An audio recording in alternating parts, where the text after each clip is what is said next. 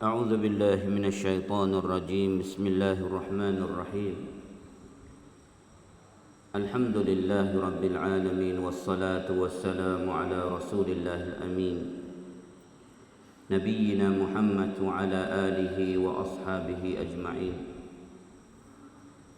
سبحانك لا علم لنا إلا ما علمتنا إنك أنت العليم الحكيم. قال رب اشرح لي صدري ويسر لي أمري واحلل عقدة من لساني يفقه قولي. أصبحنا وأصبح الملك لله والحمد لله، لا إله إلا الله وحده لا شريك له، له الملك وله الحمد وهو على كل شيء قدير. اللهم إنا نسألك الهدى والتقى والعفاف والغنى. اللهم إنا نسألك علما نافعا ورزقا طيبا وعملا متقبلا. السلام عليكم ورحمة الله وبركاته. الحمد لله الحمد لله الذي بنعمته تتم الصالحات. Sidang hadirin pendengar yang dirahmati Allah, marilah sama-sama kita di pagi yang berbahagia kita memperbanyak syukur kepada Allah, Allah yang menjadikan kita selaku manusia, Allah yang menentukan kita selaku manusia menjadi umat Nabi sallallahu alaihi wasallam, untuk sama-sama kita apabila bangkit daripada tidur, kita dapat menunaikan salat subuh di masjid dengan secara berjamaah. Kita ikuti dengan zikir supaya kita menjadi hamba yang selalu mengingati Allah, patuh mengikuti segala yang Allah Ta'ala suruh, dan kita mendekati jejak langkah sunnah Nabi sallallahu alaihi wasallam. Kadang-kadang kita manusia ni tak siwi ada tak apa kuliah subuh, tapi kacau juga di masjid-masjid kebanyakannya ada kuliah subuh. Kadang-kadang waktu subuh ni bukan semua orang suka belaka dengan ngajar, dan kadang-kadang orang tidak dapat bersama hadir di masjid oleh kerana penat dengan kerja dunia, dan tak khabar semaya di rumah macam-macam. Dan kadang-kadang mari dah pun berasa kata tak urut lagi.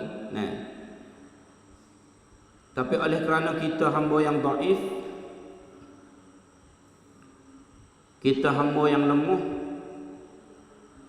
yang memerlukan berhajat untuk mendengar nasihat di antara satu sama lain. Nama kata kuliah subuh, nama kata khutbah Jumaat, dan nama kata durus selepas pada sembahyang maghrib ataupun pengajian selepas salat maghrib. Tapi kita nak uji mudah fahamnya kata sebut kata hamba Allah, manusia, umat Nabi sallallahu alaihi wasallam, kita memerlukan nasihat di antara satu sama lain, sama ada orang kecek dan juga orang dengar. Di atas dasar Nabi sallallahu alaihi wasallam kata, terbentuknya terbinanya agama Allah, nak jadi gagah, nak jadi tak lalai, nak jadi sempurna, Nabi telah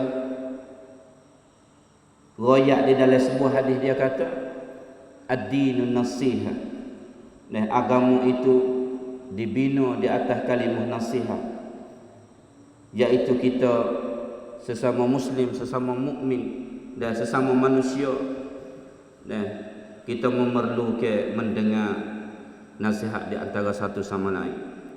Hadirin pendengar yang dirahmati Allah, pada pagi ini marilah sama-sama kita mengambil pengajaran ibrah daripada peristiwa yang berlakunya di zaman Nabi sallallahu alaihi wasallam. Kadang-kadang jauh kita 1400 tahun lebih dengan Nabi sallallahu alaihi wasallam. Tapi nak buat balah mana kita? Kita nak berasa kata nak ambil tubuh badan kita, diri kita, hati kita ni nak dekat dengan zaman Nabi sallallahu alaihi wasallam. Dia tak payah. Sabit tu setengah ulama, tokoh besar-besar muasarah, dia tulis di dalam buku dia. Dia kata al-bi'ah tu'athar 'ala an-nas. Kita nak pergi cari suasana udara banyakan. Dan nak kita tu berasa kata kita duduk pada musim ni. Dia kena pergi cari suasana bi'ah hak pasal kita nak.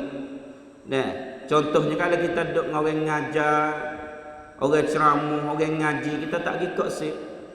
Kadang-kadang hidayah yang Allah Ta'ala sediakan kepada kita selaku manusia duduk dekat dengan kita. Kadang-kadang orang yang tak wahid dengan orang ngajar, sama ada di dalam telefon pun tak biasa dengar, masjid pun tak biasa mari mana. Dia duduk saing dengan orang duduk biasa tak semayang, dia jadi balas tu. Dia jadi balas pasal orang payah nak faham agama Islam. Sebab itulah kita kena cari suasana bi'ah untuk nak membawa diri kita berada di dalam suasana tu. Sebab itu kita nak ayat kata nak duduk lagu mana? Dan sekurang-kurangnya nak berasa kata dekat dengan suasana Nabi sallallahu alaihi wasallam. Hadirin pendengar yang dirahmati Allah. Dah apabila kita nak berasa kata nak dekat dengan suasana Nabi sallallahu alaihi wasallam, tak lain tak bukan kita kena kembali kepada sejarah yang telah berlaku di zaman Nabi sallallahu alaihi wasallam. Pada pagi yang berbahagia hadirin pendengar yang dirahmati Allah, hak kita naknya hati kita. Hati kita selaku manusia, hamba bagi Allah, umat Nabi sallallahu alaihi wasallam, bagaimanakah kita nak mengenali hati kita? Hati ni payah sekali.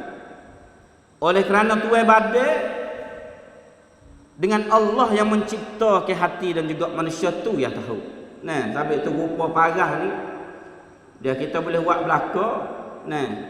Kita pakai rupa pasal ni, kita kecek balah tu, kita sign balah ni, kita boleh buat luar tu. Tapi hati kita nak nipu tak boleh. Kita tuai badan ni, kita sentiasa mengenali hati kita. Dan yang lebih pada tu lagi, iaitu Allah yang menjadikan hati kita selaku manusia. Hadirin pendengar yang dirahmati Allah, satu ketika di zaman Nabi sallallahu alaihi wasallam, seringkali kita mendengar ceramah-ceramah ataupun pengajian di masjid. Seringkali kita apabila datangnya hari Jumaat, kita mendengar khutbah. Seringkali kita mengikuti upacara ataupun program-program ceramah yang disediakan oleh di tempat-tempat yang tertentu. Kita bawa anak bini kita mendengar ceramah. Kita tidak pernah luput mendengar daripada peristiwa sejarah yang berlaku di zaman Nabi sallallahu alaihi wasallam. Khususnya, kalau kita tengok daripada awal sampai akhir, baginda kita Nabi sallallahu alaihi wasallam daripada berdakwah, daripada memegang rayatul Islam, daripada wahyu yang diturunkan kepada baginda sallallahu alaihi wasallam, tujuan dia tak ada lain kali nak membimbing, membentuk manusia daripada syirik menjadi hilang habis dan menjadi suci bersih, tidak menyengutukan Allah walaupun satu berhala pun, untuk nak membawa para sahabat dia menuju ke syurga Allah, menjadi manusia yang orang panggil kata 100% di atas dunia, perfect dunia dan juga akhirat. Di dunia ni tak ada kena ayat dah. Timbulnya tokoh-tokoh para sahabat yang hebat, kalau kita kecek tak habis. Kalau kita tengok mubasyirin bil jannah, sebelum daripada mereka mati, ada pai Nabi kata mereka itu dijamin masuk syurga apabila mereka mati. Kita cari zaman lah ni, di mana manusia yang boleh kita dikatakan sebelum daripada kita mati, jamin kata kita masuk syurga. Payah. Tapi di zaman Nabi SAW bukan sekadar kata mubasyirin bil jannah saja. Dan ketika hidup dijaminkan mereka apabila mati masuk syurga. Bahkan ada sahabat-sahabat lain beratus lagi, nah, yang ada sifat di dalam diri mereka yang orang panggil kata mencerminkan, mendalilkan bahawasanya mereka adalah ahli syurga. Hadirin pendengar yang dirahmati Allah, Nabi ni kalau kita tengok di zaman dia ni, dan juga kalau kita selaku pendengar, nah, semua kita duk dengar kata berlakunya peristiwa peperangan. Dah perang. Zaman Nabi ni zaman perang. Nah, kalau kita tengok di dalam buku catatan ataupun orang yang menjaga riwayat-riwayat sejarah perang ni, buku berjilid-jilid banyak yang menceritakan, menjaga orang panggil berlakunya peristiwa perang semenjak daripada 1400 tahun lebih sehinggalah di zaman kita di hari ini. Dia untuk apa? Untuk membentuk dan juga menggambarkan kita menjadi padomi kepada kita selaku umat akhir zaman. Nah, bukan kata bahawa kita masuk Islam ni kita tak tahu kata pucuk Islam ni mari di mana. Nah, ataupun Islam ni sebelum daripada kita masuk supaya kita gini celak mata pak tu dah kena dah masjid. Orang tua kita bibik dah mari masjid. Dak. Ketika Nabi SAW menjadi seorang rasul, tak ada lagi masjid. Nah, pada awal-awal Nabi diutuskan menjadi rasul, nabi-nabi dah, rasul dah lagi. Nah, sekitar 40 tahun. Apabila diutuskan menjadi rasul, balah mana Nabi nak semaya? Masjid ada. Nah, cuba kita tengok. Cuba kita kembali kepada peristiwa Nabi SAW. Bukan mudah. Dan agama Allah pada awal-awal ni ia bukan mudah seperti mana agama Allah yang kita terima pada akhir-akhir. Nah, sampai kita nak mengenal hati kita, cuba kita tengok. Bapa boleh timbulnya para sahabat yang dijaminkan masuk syurga di zaman hari itu. Oleh kerana hari itu ni nak semaya ni payah, masjid tak ada. Nah, nak yang kedua, nah, yang pertamanya nak semaya payah, masjid tak ada. Di zaman kita masjid banyak. Nah, di dalam Kampung Baru saja ni berapa hotel masjid.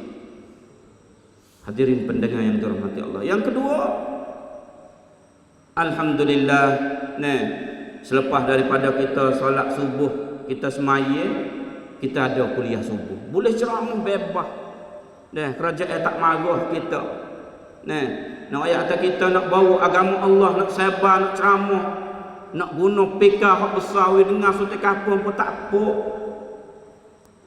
Di zaman Nabi SAW nak berdakwah kena menjadi dakwah sirriyah. Dah kena sulit-sulit. Nah, tak leh nak isytihar, nak iklan, nak pakak, nah. Nak ujar di sepuluh kita ada pika, ada gota, ada goni, tak leh. Nah, tempat kita ceramah tak berhenti adu. Masjid ni hari ni, masjid tu hari ni. Dah pengajian lepas maghrib masjid tu hari ni boleh kata minggu tu penuh dengan pengajian Islam. Ya, mudahnya di zaman kita. Tapi di zaman Nabi SAW kena memilih tempat yang terperinci, yang sulit, yang sunyi. Untuk apa? Tanpa didengari oleh musuh-musuh Islam, khususnya tokoh-tokoh pembesar Quraisy ketika Nabi berada di Makkahul Mukarramah. Nah, nak saya dakwah Islam ni payah, dia bukan mudah. Nah, kita hadirin pendengar yang dirahmati Allah, kalau kita dengar orang ngajar, nah, kalau kita ngaji harian, kita dengar ceramah-ceramah, dah kita maklum bahawasanya masjid ni dibina kadang-kadang selepas daripada Nabi hijrah daripada kota Makkah menuju ke Madinah. Dah bina al-masjid. Nah, dan yang kedua al-mu'akhat bainal muhajirin wal ansar, berlakulah orang panggil kata terbentuklah al-Islam dengan seelok-eloknya. Dan kalau kita keceknya kerajaan yang sempurna dan gagah, maka hadirin pendengar yang dirahmati Allah, kita masuk peradan sikit. apabila berlakunya satu bentuk ataupun Nabi SAW mengatur strategi untuk membawa agama Allah yang mulia ni berada di atas. Nah, boleh pergi perang dengan Rom, boleh pergi perang dengan Fursi. Nah, macam-macam lah. Nabi atur strategi, Nabi bina masjid, Nabi bentuk sahabat dia, Nabi didik, dan Nabi jaga hati-hati para sahabat dia. Dan apabila wahyu turun, Nabi sebar kepada sahabat dia. Musuh Allah duk tengok daripada jauh. Dan ketika mana? Ketika berlakunya di Madinah. Dan kita raya ada saat ini kata berlakunya banyak peristiwa peperangan di zaman Nabi SAW. Hak kita nak petiknya, hak kita nak keceknya satu peperangan yang menggambarkan kita dan mengajar hati kita. Khususnya kita umat akhir zaman yang tidak sempat berada di zaman Nabi SAW lebih kurang 1400 tahun. Satu peristiwa peperangan yang menguji manusia. Satu peristiwa peperangan yang menzahirkan di antara orang mukmin dan juga orang munafik. Ni kita nak masuk kecil. Nah, sampai kita kata kalau luar ni kita boleh ubah belaka. Nah, kita boleh tukar cap belaka. Nah, kecil pay kita boleh goreng belaka, nak pergi kanan, nak pergi kiri, depan belakang. Nah, orang dengar ni atas dia nak percaya tak percaya. Tapi hati kita nak tipu tak boleh. Satu peperangan yang dinamakan Al-Khandaq ataupun Al-Ahzab, dan juga nama ni dinamakan salah satu surah di dalam Quran. Nah, sampai tu kalau kita dengar orang ngajar sama boleh jadi kita dengar dah. Nah, cuma kita nak jadi satu kesimpulan. Dan kalau kita nak kecek panjang tu dia tak padan dengan masa. Secara ringkasnya Nabi SAW apabila tengok para sahabat dia di Madinah, sama ada orang lelaki dan juga orang perempuan, datangnya khabar berita dinamakan Al-Ahzab.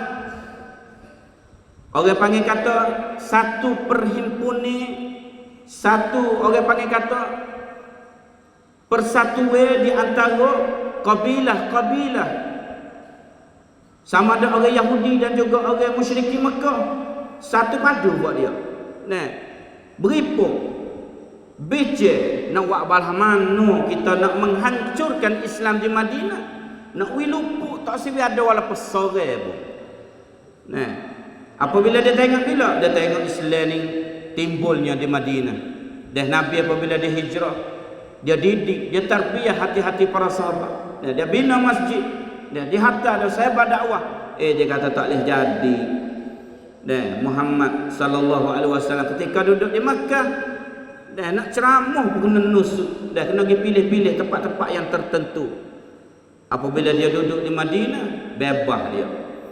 Nah, supaya kata nak awal kita ni. Nah, kalau kita lock lagu ni, hancur kita. Nah, sebelum daripada kita hancur ni, kita peracur dia dulu. Hadirin pendengar yang dirahmati Allah. Dinamakan Al-Ahzab oleh kerana banyaknya kabilah-kabilah bersatu padu untuk nak menghancurkan Islam yang timbul di Madinah. Khususnya mereka ingin membunuh Nabi SAW. Dan salah satu tokoh ketua Rasul bagi umat Islam. Sehingga ke hari ini, secara ringkasnya hadirin pendengar yang dirahmati Allah, datangnya khabar berita supaya kita ni, nah, khabar-khabar kita duduk di Kampung Baru, orang rakyat kata ada di sana bala tentera beratus ribu yang nak mari menuju ke sini untuk nak menghancurkan kamu, nak bunuh kamu. Dah tak sewa hidup sore habuk. Dah anak binimu nak beracur perabih. Dah kita berasa belah mana. Nah, kita selaku bapa ni kadang-kadang nak beri besar anak ni bukan mudah. Nah, anak bini pun kena cari duit pitih, nak beri duit belanja ni bukan mudah, kerja bertahun-tahun. Nah, khabar-khabar dengar, khabar berita kata ada bala tentera nak menghancurkan kita di dalam kampung. Nah, sebab itulah hadirin pendengar yang dirahmati Allah, Nabi royak kepada para sahabat dia sama ada lelaki dan perempuan. Nabi kata, hei sahabatku, akan tiba kepada kita bala tentera yang besar, jumlah yang ramai. Yang tak ada nak tepih kita ni. Lebih kurang seminggu ataupun 9, 10 malam lagi. Pok dia pakat duk sorak satu kata nak menuju ke kota Madinah untuk nak menghancurkan kita selaku umat Islam. Tapi ingatlah bahawasanya Nabi kata, pegilah hati kamu teguh dan juga tenang. Ingatlah bahawasanya Allah yang menjaga kita. Ni dah dia Nabi ni. Kalau dia kecek, dia royak, dia didik, dia mentarbiah ke para sahabat dia. Dia besar Allah dia. Nah, dia tak ada besar diri dia. Ya, dia tak ada royak kata mu tak sabimel lah. Nah, kahwin ni tok men kapung. Nah, bedi belarang-larang halak bilik. Nah, di rumah. Mun nak senjata apa ada belakang rumah sabimel mari beratur pemati telawet kagak. Dah. Nabi ni cara dia bina hati sahabat dia, Allah menjaga kita. Allah yang menjadikan kita. Allah yang mengurniakan kita sumber rezeki. Allah yang mengaturkan kehidupan kita. Allah yang menentukan isteri kita. Dan kita tak tahu kata nak pergi nikah dengan siapa. Nah, kalau sebut kata gawe agak lama duk gawe dengan orang janda. Tapi yang nikah semua nikah dengan orang naga. Ya, balas tu lah Allah yang menentukan kehidupan kita. Kadang-kadang kita ni nak ke anak perempuan, kabar-kabar tu biar anak lelaki.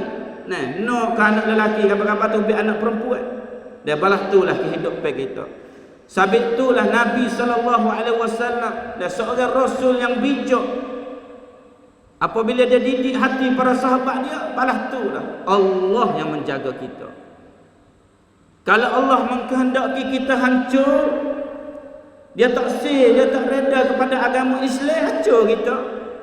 Nah, gagah tangan mana pun kita rutuh. Tapi kalau kita menjadi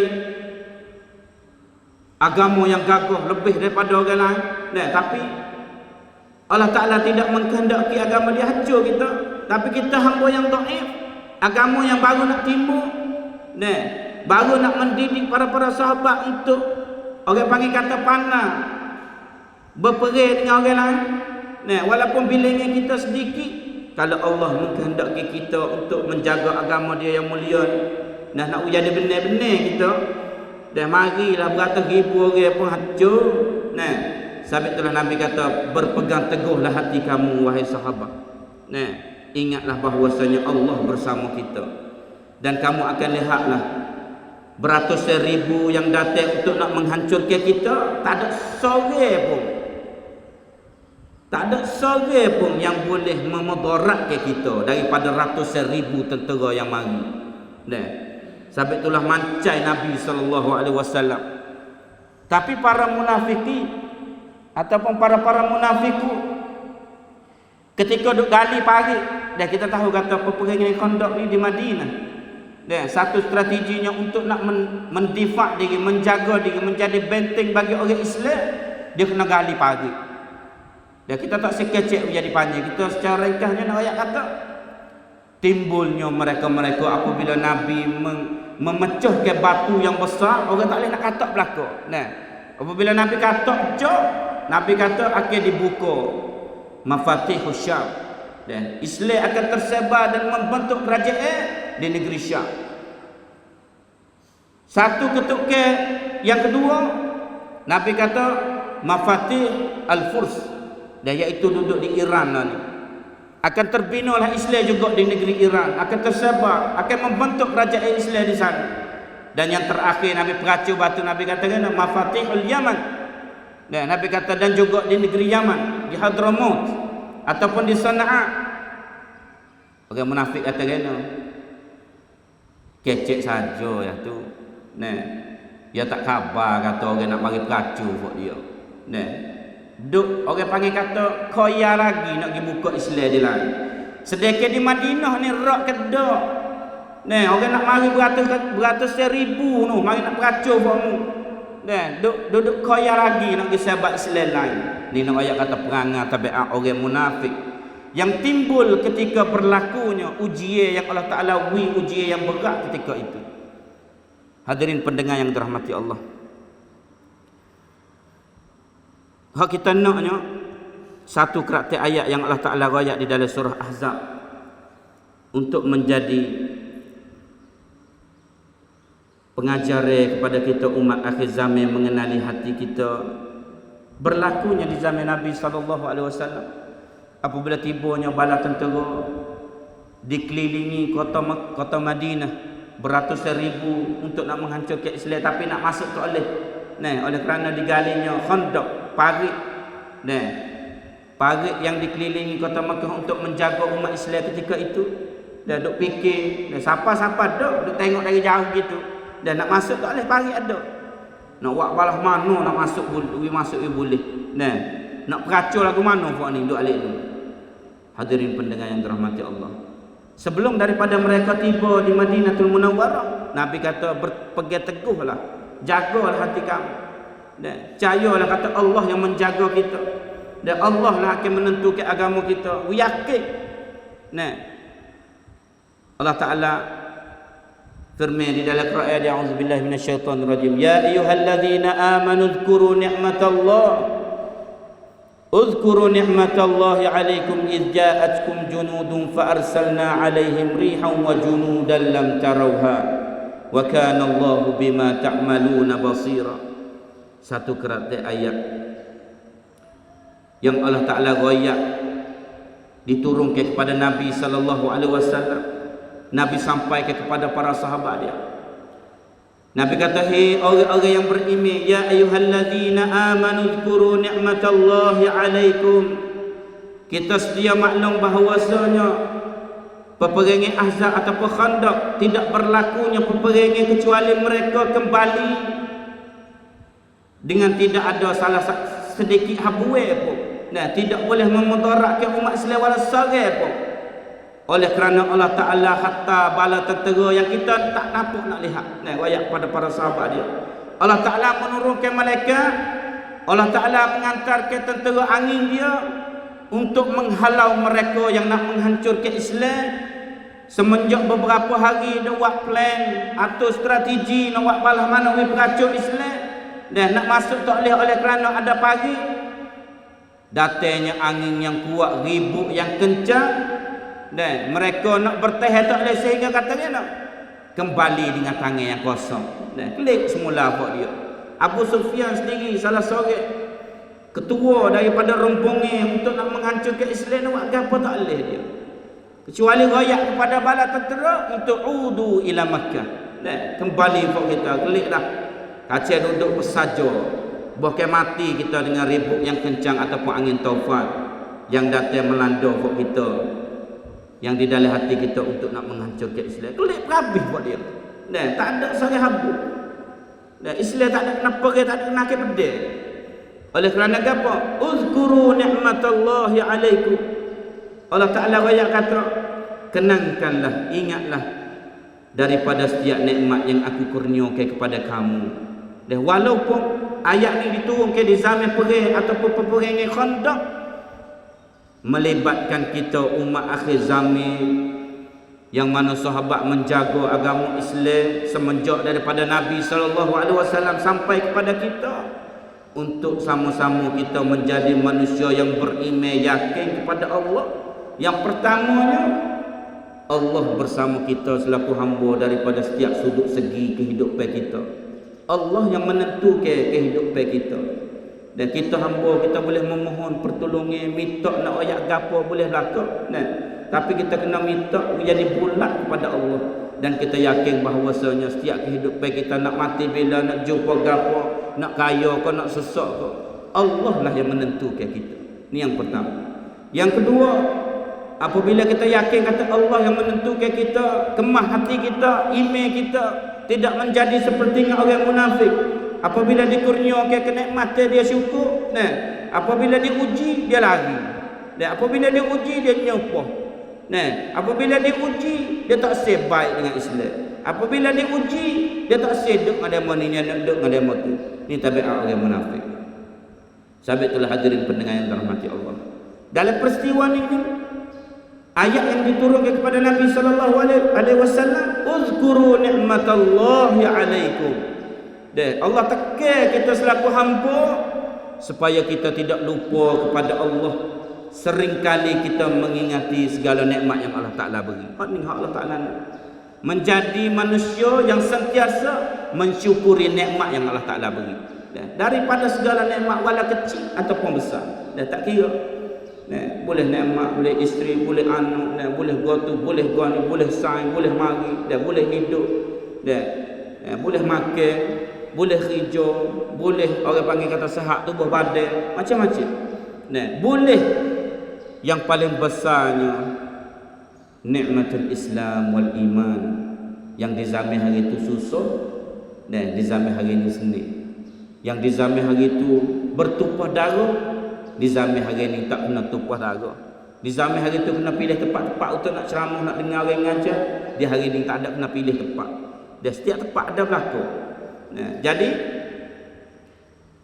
kewajipan kita adalah kembali kepada peristiwa dan juga ayat yang diturunkan kepada Nabi SAW, supaya kita menjadi manusia yang sentiasa mensyukuri nikmat yang Allah Ta'ala beri kepada kita.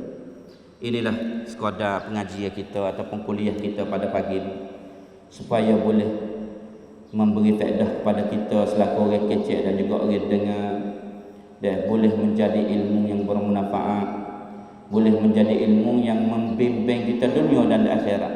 Dan semoga Allah Ta'ala mencatatkan kita orang yang pendengar dan juga orang kecil pada pagi ini menjadi ahli syurga seperti mana ahli syurga di zaman Nabi sallallahu alaihi wasallam. Aku qauli hadza wa astaghfirullah li wa lakum wa ufawwidu amri ila Allah, innallaha sami'un bil ibad.